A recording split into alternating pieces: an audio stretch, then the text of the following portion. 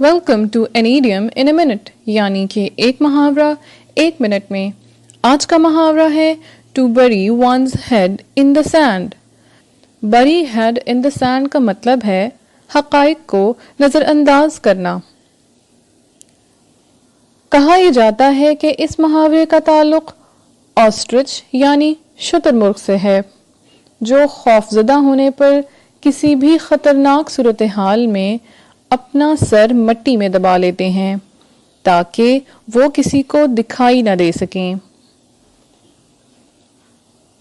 گو کے بعد میں اس نظریے کو غلط کہا گیا، لیکن یہ محاورہ ایسے شخص کے ساتھ ابھی تک منسوب ہے جو کسی خاص صورتحال سے بچنے کے لیے یا بچنے کی کوشش کرتے ہوئے یہ سوچے کہ اس صورتحال کا وجود ہی نہیں۔